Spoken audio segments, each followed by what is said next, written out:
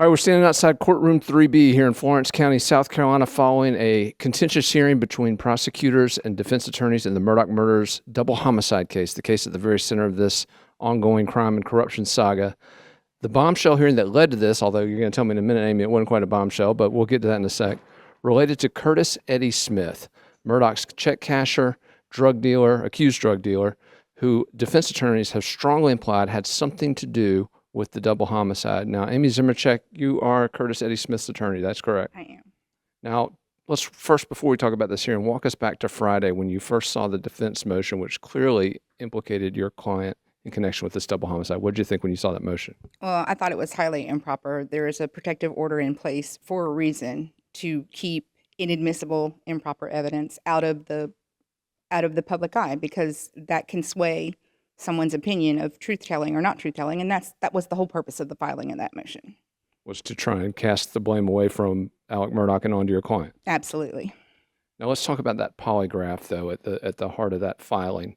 It was alleged by the defense attorneys for Mr. Murdaugh that your client, in answering questions related to his potential knowledge of and potential involvement in that double homicide, that responses indicated deception. Now walk us through your take on this polygraph. First of all, that's not at all what it indicates. There are different spikes, movements, all things that are involved in polygraphs. It's a junk science. I found it comical that he used the term junk science when he's trying to throw cast on the cell phones that clearly show evidence that he doesn't want in, but that then doesn't use junk science on polygraphs. If they aren't junk science, then have his client take one. And the reason that it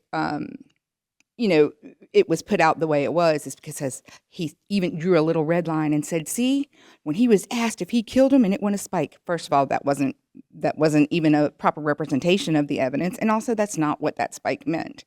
And so it's incredibly frustrating to only have a whole hearing just so that they can disparage the name of a potential witness, someone that has continued to be used by Alec. So let me ask you this pretty bluntly. You're telling me your client, Curtis Eddie Smith, had nothing to do with either of the murders that took place on June 7, 2021? Absolutely. Did not have anything to do with it. And we welcome any DNA testing. He voluntarily gave his DNA at the roadside shooting over a year ago. Our speedy trial is still pending on that. Hasn't been heard, hasn't been set, even though he was arrested a year before these indictments came out. They've had his DNA, and they can gladly test it. It will only help our case.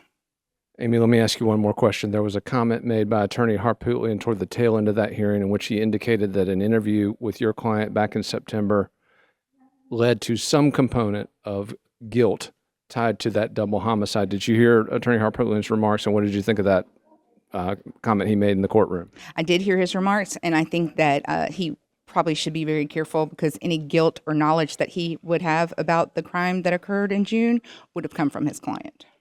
One last question. Who does Curtis Eddie Smith believe committed these crimes? He doesn't know. Fair enough. Aimee Zmroczek, thank you for taking the time to speak with us this afternoon. Appreciate it very much. Thank you. Thank you.